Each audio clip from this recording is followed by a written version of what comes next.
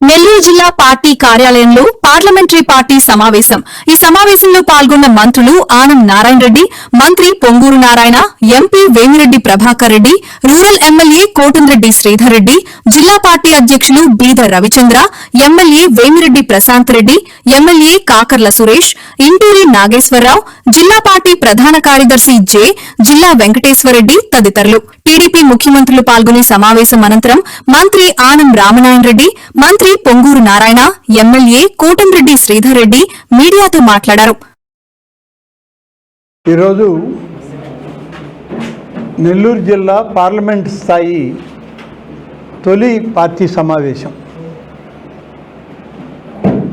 Parliamentary party అధ్యక్షులుగా శ్రీ బీదర్ రవిచంద్ర గారి నాయకత్వంలో గౌరవ శాసనసభ్యులు, గౌరవ పార్లమెంట్ సభ్యులు, గౌరవ సహచర మంత్రివర్యులు, మిగిలినటువంటి పార్లమెంట్ నియోజకవర్గాల నుంచి దాదాపు 40 మంది తెలుగుదేశం పార్టీ ప్రతినిధులు, నియోజకవర్గ స్థాయి ప్రతినిధులు ఈ సమావేశంలో పాల్గొని మాట్లాడడం జరిగింది.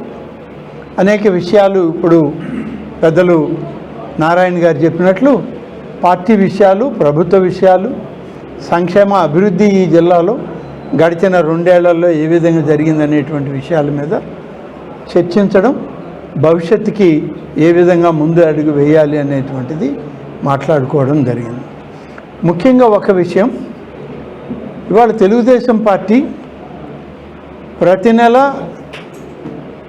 చివరి బుధవారం జిల్లా పార్లమెంటరీ పార్టీ మీటింగ్, పార్టీ అధ్యక్షుని యొక్క నాయకత్వంలో అందరూ మంత్రులు, శాసనసభ్యులు, పార్లమెంట్ సభ్యులు, అలాగే పార్లమెంటరీ పార్టీ ప్రతినిధులతో కలిపి ఒక సమావేశం జరగాలి.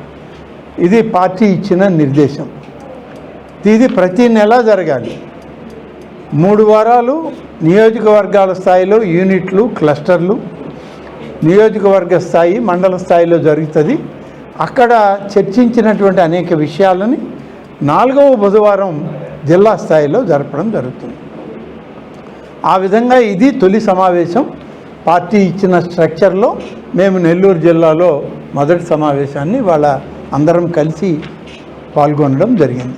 భవిష్యత్తులో నెలకు ఒక సమావేశం, సమస్యల పట్ల అవగాహన కానీ, నియోజకవర్గాల్లో ఉన్నటువంటి ఆయా ప్రాంతాల యొక్క ప్రాధాన్యతలను బట్టి కానీ, నెల్లూరు జిల్లా సమగ్ర అభివృద్ధి విషయంలో ఈ సమావేశంలో అనేక నిర్ణయాలు ఉంటాయి, తీర్మానాలు ఉంటాయి, ప్రభుత్వానికి పంపించే కార్యక్రమం కూడా ఉంటుంది.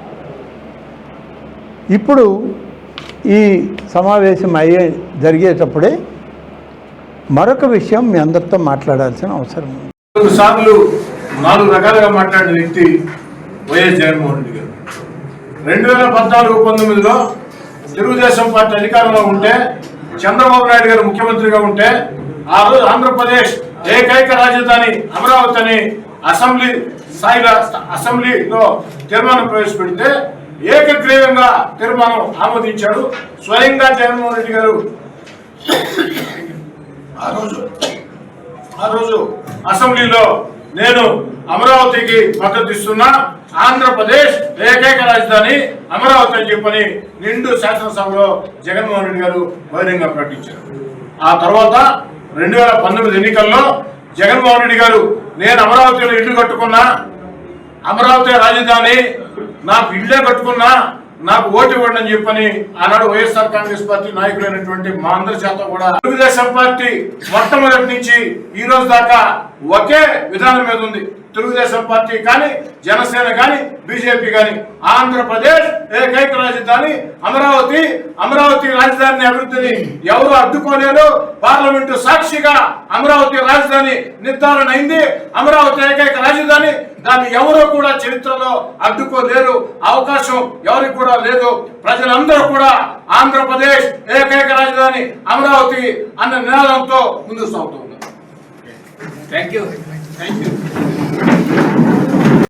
రామనారాయణ గారు, పార్టీ ప్రెసిడెంట్, సెక్రటరీ, ఎమ్మెల్యేలు మరియు పార్లమెంటు పార్టీ సభ్యులు ఎవరైతే ఉన్నారో వాళ్ళందరూ కూడా అనేక విషయాలు చర్చించారు. ఇందులో ముఖ్యంగా చర్చించింది ఏంటంటే 2 ఏళ్లలో సుపరిపాలన ఈ రాష్ట్రంలో ఈ 2 సంవత్సరాలు పరిపాలనలో ఎన్డీఏ ప్రభుత్వం చేసిన సంక్షేమాలు కావచ్చు, అభివృద్ధి కావచ్చు, రాష్ట్రం ఆర్థికంగా చితికిపోయిన గత ప్రభుత్వం ఒక 10 లక్షల కోట్లు అప్పు చేసి వెళ్ళిపోయిన గవర్నర్ ముఖ్యమంత్రి గారు ఏ విధంగా వారికి ఉన్న అపారాధనతో ఈరోజు రాష్ట్రాన్ని ముందుకు తీసుకుపోతూ సూపర్ 6 ఎలా ఇంప్లిమెంట్ చేసింది దాని గురించి చర్చించడం జరిగింది. ఆ యొక్క సంక్షేమ పథకాలు నెల్లూరు పార్లమెంట్ కాన్స్టిట్యున్సీలో ఏ కాన్స్టిట్యున్సీలో ఎలా జరిగినాయి, ఏ విధంగా జరిగినాయి, ప్రజలు ఏమనుకుంటున్నారు, ప్రజాభిప్రాయం ఎలా ఉంది, దీని మీద డిస్కస్ చేయడం జరిగింది. ఇంకా ఫర్దర్గా వాళ్ళు ఏం కోరుకుంటున్నారు, ప్రజల యొక్క రిక్వైర్మెంట్ ఏంది, మనం ఏం చేయాలా, ఏం చేస్తే ప్రజలు ఇంకా అటు సంక్షేమం కావచ్చు, అభివృద్ధి కావచ్చు, 2 ఉంటాయి అనేది ఈ యొక్క సమావేశంలో డిస్కస్ చేయడం జరిగింది. అదేవిధంగా రెండవది సర్ కార్యక్రమాలు ఎలా జరుగుతున్నాయి, ఎలా చేస్తున్నారు. ఎందుకంటే అటు బిఎల్ఓలు బిఎల్ఏలు ఇద్దరే కలిసి ఈ యొక్క జూన్ 15వ తేదీ నుంచి జూలై 14వ తేదీ దాకా చేయాల్సిన కార్యక్రమం ఇంకొక 13 రోజులు మాత్రమే ఉంది. ఈ 13 రోజుల్లో బిఎల్ఏలు వారి యొక్క కార్యక్రమాన్ని ఏదైతే అసైన్మెంట్ ఇచ్చారో దాన్ని బిఎల్ఓతో సరిగా కోఆర్డినేట్ చేసి చేసుకుంటారు లేదా, ఎక్కడైనా సమస్యలు ఉన్నాయనేది కూడా డిస్కస్ చేయడం జరిగింది.